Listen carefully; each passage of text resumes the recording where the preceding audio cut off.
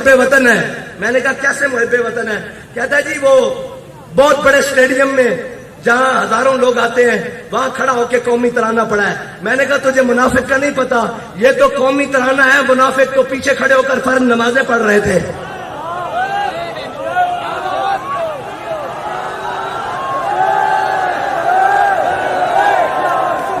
منافقوں کی پہچان ہی یہ ہے، منافق تو پیچھے کھڑے ہو کر فرض نمازیں پڑھ رہے تھے، جمعے والے دن پہلے ممبر پہ کھڑے ہو جاتے تھے۔ یہ تو منافق کھڑا ہو کے ترانہ پڑھے گا نا، اس کا پردہ جو چاک ہو رہا ہے، اس نے ترانے پڑھنے ہیں۔ تو ترانے نہیں، تو جو ترانے لکھنے بھی شروع کر دے، ہمیں اس سے غرض نہیں ہے، ہمیں پتا ہے تو منافق اعظم ہے۔ اور اب ڈیلے کرنے کے لیے ہمارے پاس خبریں موجود ہیں، کون کس سے ملنے کہاں کہاں جا رہا ہے۔ یہ یاد رکھنا، وہ کوئی بھی ہو جس نے اس پاکستان کے ساتھ کسی قسم کی بھی غداری کی ہے، تحریک لبیک پاکستان والے اس کے وجود کو قبول نہیں کریں گے، اس کے وجود کو قبول نہیں کریں گے۔ جس نے کہا یہ عارضی لائن ہے، اس کے وجود کو قبول نہیں کریں گے۔ جس نے کہا جناب ہم ایک ہی رحمان اور رام کو مانتے ہیں، اس کی وجود کو پاکستان والے قبول نہیں، تحریک لبیک پاکستان والے اور یہ ملت قبول نہیں کرے گی، اس لیے کہ وہ جس سے اس وطن کی جیل تو نہ کاٹی گئی اور بھاگ کر لندن جا کر بیٹھ گیا، جس کو لندن کے ایسی راس آئے ہوں، اسے ملت کے درد کا کیا پتا، اسے قوم کے درد کا کیا پتا، اس کو کیا پتا کہ یہاں بیٹیاں غربت کی وجہ سے تمہارے کرتوتوں کی وجہ سے کاٹی جا رہی ہیں، ہمارے کرتوتوں کی وجہ سے نہیں۔ تم نے اس ملک کے عوام اور قوم کو اس حد تک لے جایا ہے کہ سارے دیکھ کر کہتے ہیں کہ یار یہ تم نے پاکستان حاصل کیا، یہ تم نے نعرہ لگایا، یہ تم نے اپنے وطن کے ساتھ کیا۔ میں ان سب کو کہتا ہوں ہم نے اپنے وطن کے ساتھ کچھ نہیں کیا، ہم نے لاشیں اٹھائیں، بھائی زخمی کروائے، بچے اپنی بچیاں جیلوں میں بھجوائیں، اپنی خواتین کی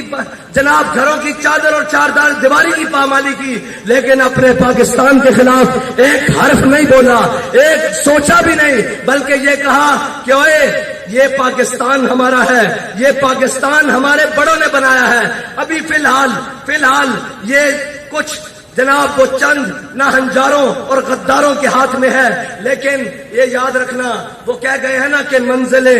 عشق کی آسان ہوئی چلتے چلتے۔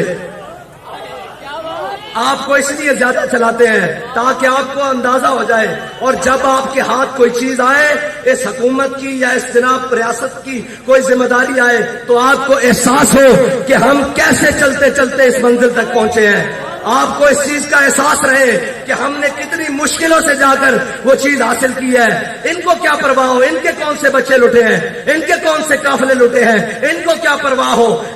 بچے تو ہمارے لٹے تھے،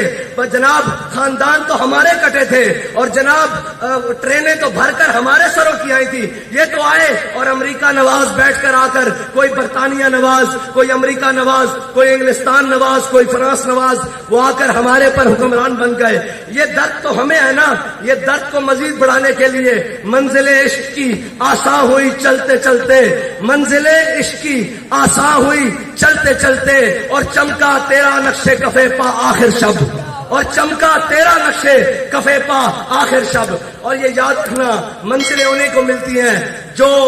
موسم کے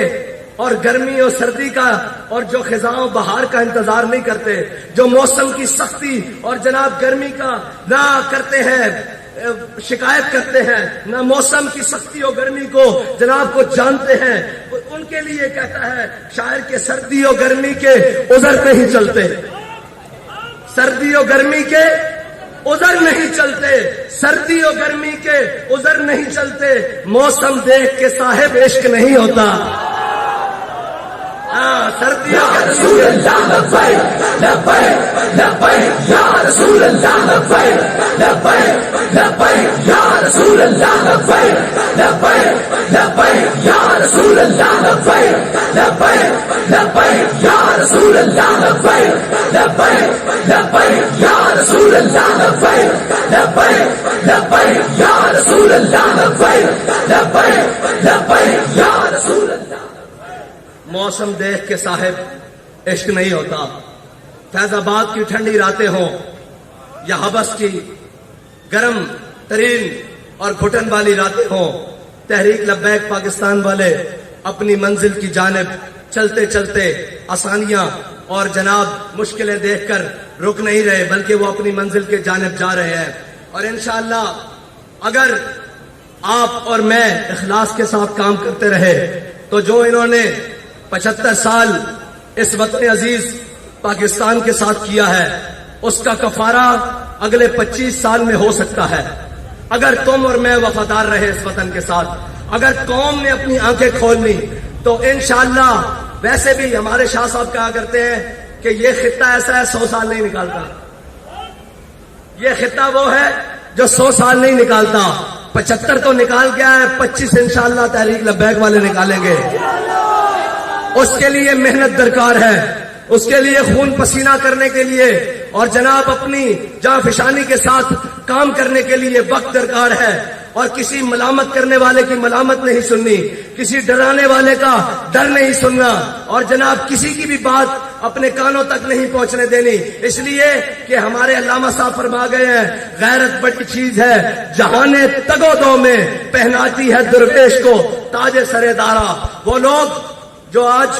جناب یہ سوچتے ہیں کہ بابا جی کو یہ مقام کیسے ملا، بابا جی نے پہلے ہر مکان اور مقام اپنی ٹھوکر کے ساتھ پیچھے کیا ہے، اس لیے یہ مقام ملا ہے. ہاں، رستے میں بڑے لوگ آتے ہیں خریداری کرنے کے لیے، بڑے لوگ آتے ہیں لالچیں دینے کے لیے، بڑے لوگ آتے ہیں رستے سے بھٹکانے کے لیے، اور بابا جی تو بتا گئے ہیں سوئے طیبہ کارواں بے کارواں.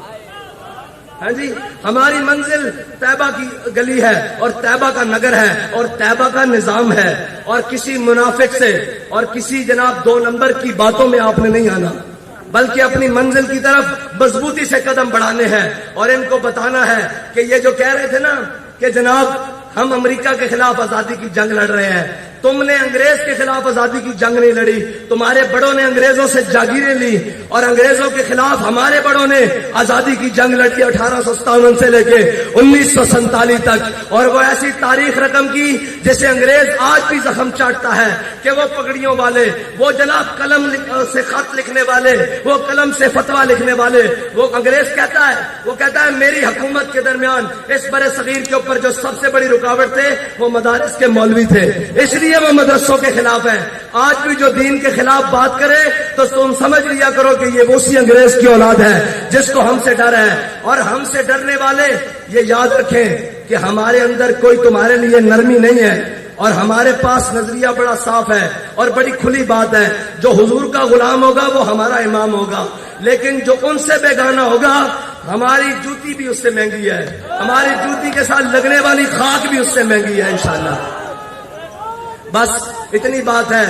کہ اپنے کارواں کو اور اپنے جذبے کو اسی طرح سلامت رکھتے ہوئے، اور سفر جتنا بھی طویل ہو جائے